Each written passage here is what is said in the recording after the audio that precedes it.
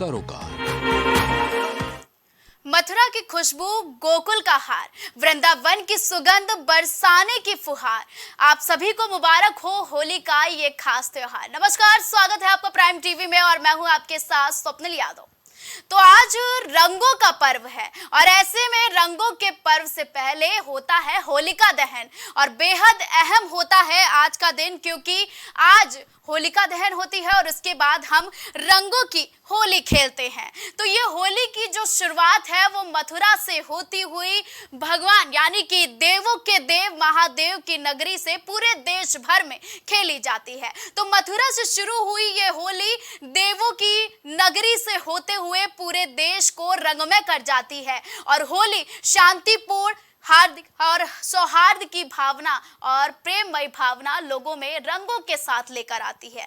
तो हर साल फागुन पूर्णिमा की रात होलिका दहन किया जाता है। तो आज 24 मार्च तारीख है और आज के दिन होलिका दहन किया जाता है। फिर अगले दिन यानी कि चैत्र प्रतिपदा के दिन रंगों की होली खेली जाती है और इस होली का अलग अलग महत्व है और हर जीवन में इसकी महत्ता भी अलग अलग होती है। इस साल होलिका दहन 24 मार्च यानी कि आज होगा और कल यानी कि 25 मार्च को होली यानी कि रंगों की होली खेली जाएगी। इस दिन भद्रा का साया रहेगा, जबकि रंगों वाली होली के दिन रंग गुलाल उड़ेंगे। इस साल होली पर साल का पहला चंद्र ग्रहण भी लगने वाला है, तो बेहद खास और अहम मानी जा रही है इस बार की होली। अब क्या होगा क्या नहीं होगा, किसके सितारे कितने चमकेंगे या किसके सितारे नहीं चमकेंगे, ये तो हमें बाद में पता चलेगा। लेकिन रंगों की होली का बेहद महत्व है और आप चारों ओर देख सकेंगे कि होली की शुरुआत हो चुकी है। हम अपने चारों तरफ रंग बिरंगे कलरों से लेकर कई लोगों को दिख रहे होंगे। लेकिन अब सितारों की बात चली है तो सितारों के बारे में जानेंगे। तो हमारे साथ गेस्ट जुड़ चुके हैं, पंडित राज मिश्रा जी जुड़ चुके हैं हमसे, वहीं आचार्य देवज्ञ कृष्ण शास्त्री हमसे जुड़ चुके हैं। तो आप दोनों गेस्ट का प्राइम टीवी पर बहुत स्वागत है। तो पंडित राज मिश्रा जी, पहला सवाल आपसे पूछना चाहेंगे कि आज होलिका दहन का दिन है, तो ऐसे में शुभ मुहूर्त क्या है? होलिका दहन के लिए शुभ मुहूर्त की अगर बात की जाए आज के दिन की, होलिका दहन में कुछ शास्त्रोक्त नियम है, कुछ भद्रा इत्यादि आप सभी लोगों ने सुना होगा। लेकिन रात को 11 बजकर के मैं डायरेक्टली मुहूर्त पर आता हूं और बहुत सारे जो चीजें रही हैं, जैसा कि भद्रा में होलिका दहन ना करने का विधान है और इस प्रकार का विधान भी कहा जाता है कि जैसे भद्रा अगर पूरी हो तो जो भद्रा का मुख है उसको छोड़ देना चाहिए, बाकी समय में होलिका दहन करना चाहिए। 11:13 आज रात्रि को समय आप लोग नोट कर सकते हैं। रात्रि को 11:13 से स्पेशली होलिका दहन का जो समय है वो पूरी तरह से प्रारंभ हो जाएगा और 12:33 तक 11:13 से लेकर के और रात्रि 12:33 के मध्य में, रात्रि 11:13 तक तो भद्रा रहेगी और भद्रा में होलिका दहन करने का प्रावधान है नहीं। तो 11:13 से हम होलिका का जो दहन का प्रक्रिया है उसको प्रारंभ किया जाएगा और 12:33 के मध्य में होलिका दहन की पूरी प्रक्रिया की जाएगी। क्योंकि आज भद्रा है और भद्रा में होलिका दहन के विधान को नहीं कहा गया है। ये कहा गया है कि जो होलिका दहन होना चाहिए वो जब पूर्णिमा प्रदोष व्यापनी हो तो उस पूर्णिमा में होलिका दहन किया जाना चाहिए। अब मान लिया जाता है कि एक दिन पूर्णिमा में भद्रा है तो अगले दिन उसका दहन किया जाना चाहिए, बट कल पूर्णिमा थी नहीं, आज ही पूरे दिन पूर्णिमा रहने वाली है और पूर्णिमा में भद्रा रात को 11:13 तक रहेगी। तो 11:13 के बाद निश्चित रूप से होलिका दहन किया जा सकता है। जी स्वप्न जी, अगर पंडित राज मिश्रा जी बात की जाए आज के पंचांग की, तो क्या कहता है आज का पंचांग आचार्य जी?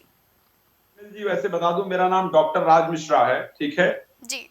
तो मैं आपको बता सकता हूं कि जो परिस्थितियां आज की अगर पंचांग की बात करेंगे, 24 तारीख आज है और आज पूर्वा फाल्गुन नक्षत्र सुबह रहा है 7:34 तक। उसके बाद उत्तरा फाल्गुन नक्षत्र प्रारंभ हो चुका है, वृद्धि नामक योग प्रारंभ हो चुका है। वृद्धि नामक योग में होलिका दहन होगा। रात को 8:34 तक गण नामक योग रहेगा। 8:34 के बाद वृद्धि नामक योग प्रारंभ हो जाएगा। वब नामक करण रहेगा। तो आज का जो होलिका दहन का दिन है वो शायद बहुत समय बाद मैं ये जरूर कह सकता हूं कि ऐसा होलिका दहन का जो मुहूर्त है वो शायद बहुत कम हमको अपने जीवन में मिला होगा। करीब मैं 70 या 75 वर्ष बाद इस प्रकार का समय कह सकता हूं जब आया है, जो इस प्रकार का मुहूर्त बना है होलिका दहन को लेकर के। तो आज का जो पंचांग की जो विधियां हैं, जो नक्षत्र इत्यादि है, वो बहुत अनुकूल है। आज के दिन होलिका दहन के समय या उससे पहले होलिका का पूजन करने से और फिर होलिका का जो राख है वो अपने मस्तक पर लगाने से बहुत सारी जो नकारात्मकता हमारे जीवन से है वो दूर होगी। और आज होलिका का श्रद्धा पूर्वक, क्योंकि होलिका का हम पूजन नहीं करते हैं जनरली, होलिका में मौजूद भगवान के प्रिय भक्त प्रहलाद का हम श्रद्धा पूर्वक पूजन करते हैं। तो आज होलिका में भगवान के भक्त प्रहलाद की श्रद्धा पूर्वक पूजा करने से जो हमारी मनोकामनाएं हैं वो निश्चित रूप से पूर्ण होंगी। आप सभी लोग इस चीज को, होलिका की पौराणिक कथा के बारे में आप लोग जानते ही हैं कि हिरण्याकश्यपु अपने पुत्र जो भक्त प्रहलाद हैं, जो भगवान के प्रिय भक्त हैं, उनको मारने के लिए प्रत्येक प्रकार का प्रयत्न करता है। और उसकी बहन होलिका, जिसको ये वरदान है कि वो अग्नि में नहीं जल सकती है, वो लेकर के भक्त प्रहलाद को बैठती है। लेकिन भगवान की भक्ति में जो भगवान की भक्ति है उसमें बहुत शक्ति है, और यहीं से वो शक्ति देखने को मिलती है कि जिस होलिका को ये वरदान है कि वो नहीं जल सकती है, वो जल करके नष्ट हो जाती है और भगवान के भक्त प्रहलाद सुरक्षित निकल आते हैं। जी स्वप्निल जी। तो आचार्य देवकृष्ण शास्त्री जी, आज के दिन बताइए कि क्या कार्य करना चाहिए और क्या नहीं करना चाहिए, कौन सा कार्य करने से सुख समृद्धि की प्राप्ति होती है। जी, जैसा कि मैं बताना चाहूंगा कि ये होलिका का पावन त्योहार है जी, और इसमें 6 योग बन रहे हैं और 2 दोष भी बन रहे हैं। और इसमें प्रायः जो है तो नुकीली वस्तुओं का प्रयोग नहीं करना चाहिए। होलिका दहन में किसी भी प्रकार का प्लास्टिक या फिर कोई कैंची इत्यादि वगैरह जो भी नुकीली चीजें हैं वो नहीं डालना चाहिए। गाय के गोबर का प्रयोग ज्यादा करें और हरे वृक्षों को बिल्कुल ना काटें। और जो सूखे वृक्ष हैं, गाय का गोबर है, इनके माध्यम से होलिका का पूजन विधि विधान पूर्वक करके इसके बाद जो है तो संभव हो तो व्रत रहें। यदि संभव नहीं है तो आप अल्पाहार भोजन के रूप में से भोजन ना ग्रहण करके आप फलहार का ग्रहण करें और फिर शाम में जो है तो भक्त प्रहलाद का विधि विधान पूर्वक पूजन करें। और उसके बाद होलिका का पूजन करने के बाद होलिका का दहन करें। ये करना चाहिए। और क्या नहीं करना चाहिए तो नाखून नहीं काटना चाहिए, क्षौर कर्म नहीं करना चाहिए, बाल नहीं बनाना चाहिए, साथ साथ में मदिरा पान इत्यादि का करना निषेध माना गया है। लहसुन प्याज ना खाएं जी। और साथ साथ में इस होलिका के दहन में 2 दोष भी लग रहे हैं। दोष, सबसे बड़ा दोष कौन सा है? भद्रा का दोष है। और भद्रा का दोष प्रायः 11 बज करके रात्रि में 14 मिनट तक भद्रा का दोष है। तो 11 बज के 14 मिनट के पश्चात होलिका दहन करें। और दूसरा दोष लग रहा है सूर्य ग्रहण दोष है। सूर्य भगवान जो है तो सबसे पहले आपको बता दें कि अभी वर्तमान समय में मीन राशि में सूर्य आए, जिसको खरमास कहते हैं। और साथ साथ में राहु भगवान वहां पर पहले से विद्यमान है, इसलिए सूर्य ग्रहण दोष है, बाला अरिष्ट दोष है।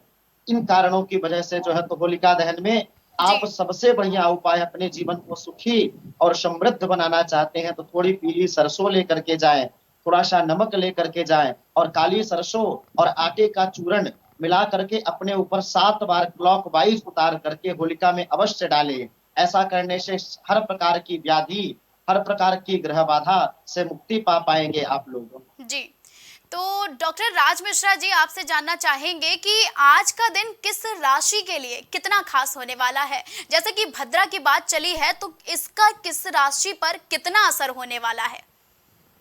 देखिए, भद्रा का किसी राशि पर असर किया जाए या भद्रा का किसी राशि पर असर हो, इस प्रकार की तो बात मैं नहीं समझूंगा। भद्रा का इस प्रकार का असर नहीं है, लेकिन क्योंकि दोपहर को 2:20 पर जो चंद्रमा है वो कन्या राशि के अंतर्गत प्रवेश कर गए हैं। ठीक है, आज कन्या राशि के लिए जो कन्या राशि पर जो चंद्रमा का प्रवेश है वो पूरी तरह से हो चुका है। तो आज स्पेशली मैं ये बात करूं किसके लिए किस प्रकार का इंपैक्ट रहेगा, तो मेष राशि के लिए आज का प्रभाव निश्चित रूप से बढ़िया रहेगा। और मेष राशि के लिए ये होलिका निश्चित रूप से बहुत लाभप्रद रहने वाली, बिकॉज 6th हाउस के अंतर्गत चंद्रमा रहेंगे। तो जो मेष राशि के जातक जातिका होली खेलने के लिए जा रहे हैं, प्रयास करें पहले होली का थोड़ा रंग, पीले रंग के साथ होली खेलना प्रारंभ करें और उसके बाद थोड़ा सा रंग लेकर के भगवान स्वामी कार्तिकेय को अर्पण करें और उसके बाद उस रंग के साथ, पीले रंग के साथ होली खेलने का प्रारंभ किया जाए तो बहुत शानदार होगा। वृष राशि के लोगों को होली खेलने से पहले गंगा जल का पान किया जाए, और अगर पॉसिबल हो पाए तो गंगा जल और दुग्ध मिश्रित करके एक धारा आज होली जलने से पहले ओम नमो भगवते वासुदेवाय नमः बोलते हुए लगाया जाए तो बड़ा फायदेमंद रहेगा। मिथुन राशि के जो जातक जातिका हैं उनको हरे रंग के साथ पहले भगवान गणेश जी को हल्का सा रंग चढ़ा करके फिर अपने ऊपर वो रंग लगाना चाहिए और होली खेलनी चाहिए, जिससे आपके जीवन के विघ्न दूर होंगे। इसी प्रकार कर्क राशि के लोग नीले रंग के साथ होली खेलना प्रारंभ करें, और अगर हम सिंह राशि की बात करते हैं तो लाल रंग के साथ होली खेलना प्रारंभ करें। सूर्य को पहले तांबे के लोटे में जल डाल करके उसमें थोड़ा लाल रंग डाल करके भगवान सूर्य को अर्पण करके और फिर उसके साथ होली खेलना प्रारंभ किया जाए। कन्या राशि के जो जातक जातिकाएं हैं उनको क्या करना चाहिए, उनको पीले रंग के साथ पहले भगवान विष्णु को पीला रंग अर्पण करके और फिर अपने परिवार को वो रंग लगाना चाहिए, भगवान का आशीर्वाद समझ करके, और अपने भी लगाना चाहिए, तो होली का निश्चित रूप से उनको सुंदर लाभ होगा। तुला राशि के लोग सफेद वस्त्र पहन करके होली खेलना प्रारंभ करेंगे। जो वृश्चिक राशि के लोग हैं उनको पंचामृत बना करके भगवान को भोग लगा करके स्वयं पान करना चाहिए, इससे शरीर में आरोग्यता होगी, जीवन में वृद्धि की प्राप्ति होगी। धनु राशि के जो जातक जातिकाएं हैं उनको 5 फल किसी ब्राह्मण को श्रद्धा पूर्वक आज दान करना चाहिए। आज यानी होली जो जलने वाली है आज उनको 5 फल श्रद्धा पूर्वक किसी ब्राह्मण को दान करना चाहिए, उनको चरणों का आशीर्वाद प्राप्त करना चाहिए, वो लाभप्रद होगा। मकर राशि, अगर हम मकर राशि को लेकर के बात करते हैं, काले तिल ले जा करके होलिका में अर्पण करने से और 11 बार खड़े होकर के ओम नमो भगवते वासुदेवाय नमः मंत्र का जप करने से आप पूर्व जन्मकृत जो पाप कर्म है वो नष्ट होंगे और भाग्य में वृद्धि होगी। जो रुके हुए कार्य है वो निश्चित रूप से बनेंगे। जो कुंभ राशि के जातक जातिका हैं उनको गुड़ ले जाकर के होलिका के अंदर डालना चाहिए, गुड़ डाल करके और भगवान शंकर का स्मरण वहां खड़े होकर के करना चाहिए। भगवान शंकर भाग्य को बदलने वाले हैं। यदि कोई रुका हुआ कार्य है तो श्रद्धा से प्रार्थना कर देना चाहिए, आपका काम जरूर पूर्ण होने वाला है। जो मीन राशि के जातक जातिका हैं एक घी का दिया ले जाकर के होलिका के सामने जलाएं और एक सूत का धागा लेकर के 7 बार ओम नमो भगवते वासुदेवाय नमः बोलते हुए 7 प्रदक्षिणा करते हुए लपेटेंगे तो उससे अगर वैवाहिक जीवन में कोई प्रॉब्लम है या विवाह नहीं हो रहा है तो उस परिस्थिति में आपके जो विवाह से संबंधित कार्य है वो बाधाएं दूर हो जाएंगी, आपका कार्य होगा। जी स्वप्निल जी। पंडित जी, अगर बात की जाए कि मिली जुली प्रतिक्रिया अगर सबसे दी जाए कि क्या विशेष कार्य करना चाहिए जिसके सभी की किस्मत के सितारे चमक जाएं, सभी राशि वालों को एक जैसा फल मिल जाए, तो ऐसा कुछ उपचार हो तो बताइए। देखिए, सिंपल सी बात है कि भगवान श्री रामचरितमानस की एक चौपाई है कि सुन सुरेश उपदेश हमारा, राम ही सेवक परम पियारा, और जो अपराध भगत कर करई, राम रोष पावक महजरई। ठीक है, लोको वेद विदित इतिहासा, यह महिमा जाने दुर्भाषा। भगवान के भक्त की आराधना करने से ऐसी कोई कामना नहीं है आपकी जो पूर्ण नहीं हो सकती। आपके जीवन की प्रत्येक कामना भगवान के भक्त की आराधना करने से पूरी होती है, और ये आराधना तो भगवान के सबसे प्रिय भक्त प्रहलाद जी की आराधना है। तो क्या करना चाहिए? नारियल, वो देखा ना सूखा गोला जो हम लोग लेते हैं जो उसमें हवन में डाला जाता है, आप सभी लोग जानते हैं ना, उस सूखे गोले को लेना चाहिए और उस सूखे गोले के ऊपर मोली लपेटना चाहिए कम से कम 3 बार, और उस गोले को हाथ में लेकर के अपने सर से 7 बार एंटी क्लॉकवाइज घुमा करके फिर होलिका की परिक्रमा करते हुए ओम नमो भगवते वासुदेवाय नमः, ओम नमो भगवते वासुदेवाय नमः इस प्रकार बोलते हुए 7 बार प्रदक्षिणा किया जाए। प्रदक्षिणा करने के बाद उसको हाथ में ले करके उत्तर मुख करके श्रद्धा से प्रार्थना किया जाए कि प्रभु जाने में अनजाने में इस जन्म में या पूर्व जन्म में हमसे जो भी भूल हुई है उसको क्षमा करें, अपनी कृपा प्रदान करें।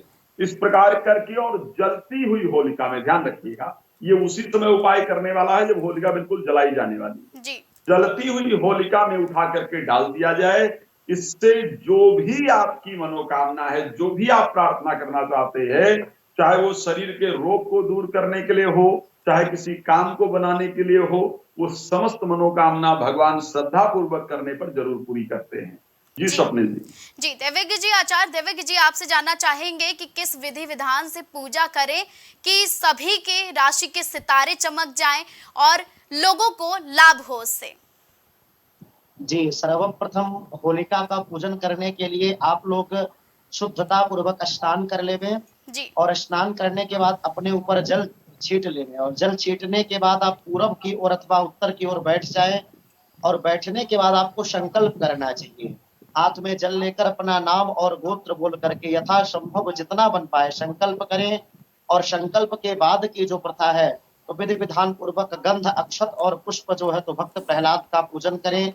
फिर इसके बाद अग्नि भगवान का स्थापन करें और अग्नि स्थापन करने के बाद जो है तो गोबर के 5 उपल की पूजा करें और वो होलिका के पास समर्पित करें और भक्त प्रहलाद का स्मरण करते हुए नरसिंह प्रहलाद का नाम लेते हुए और साथ साथ में सर्वा बाधा प्रशमनम त्रैलोकस्याखिलेश्वरी एवमेव त्वया कार्या अश्मद वैर विनाशनम, इस महामंत्र को बोलते हुए अग्नि भगवान को प्रज्वलित करें अथवा आप पावकाग्नये नमः बोलते हुए भगवान को प्रज्वलित करके और विधि विधान पूर्वक अग्नि भगवान का पूजन करें, पंचोपचार पूजन करें, षोडशोपचार पूजन करें और उसके बाद जो है तो भगवान अग्नि देवता की परिक्रमा करें और 4 ही परिक्रमाएं करनी है और उसके बाद होलिका में काली सरसों हो सके, पीली सरसों हो सके, काला मिर्च हो सके और साथ साथ में थोड़ा सा आटे का चूनी और नमक अथवा लाल मिर्च अपने ऊपर 7 बार उतार करके होलिका में प्रविष्ट करें और साथ साथ में नरसिंह प्रहलाद का जरूर जप करें क्योंकि भगवान नरसिंह ने ही प्रहलाद पर कृपा करी थी। इस प्रकार से नरसिंह प्रहलाद का स्मरण करें और ज्यादा से ज्यादा दान पुण्य करें क्योंकि ये वर्ष की अंतिम पूर्णिमा है। इसके बाद कोई पूर्णिमा आने वाली नहीं है, इसके बाद नया वर्ष लग जाएगा। चैत्र आएगा, इसके बाद चैत्र से नवरात्र, अगले चैत्र मास की शुक्ल पक्ष की प्रतिपदा से नवरात्रि लग जाएगी।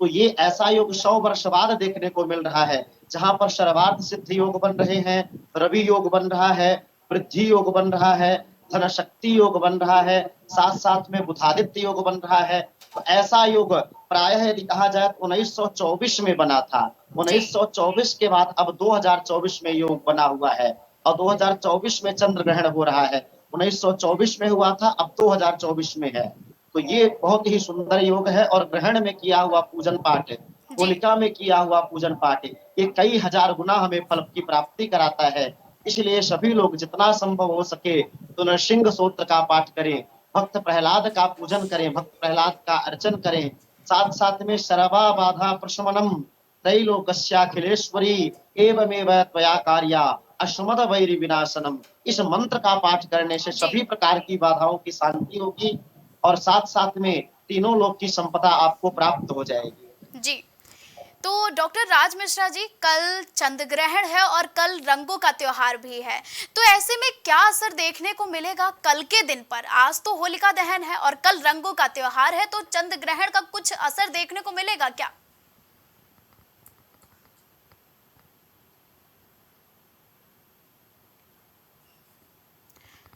आचार्य राज जी, आपको आवाज आ रही है? संपर्क टूट गया है। देवज्ञ कृष्ण शास्त्री जी, कल चंद्र ग्रहण है और ऐसे में अगर बात की जाए तो कल रंगों का त्योहार भी है, तो क्या असर देखने को मिलेगा कल के दिन पर? कल के दिन पर विशेष असर यह है कि भारतीय संस्कृति के साथ साथ में आपको बता दें कि राजनीतिक उतार चढ़ाव होगा, आरोप प्रत्यारोप होगा, क्योंकि ये चंद्र ग्रहण का प्रभाव बहुत उत्तम नहीं माना जाएगा।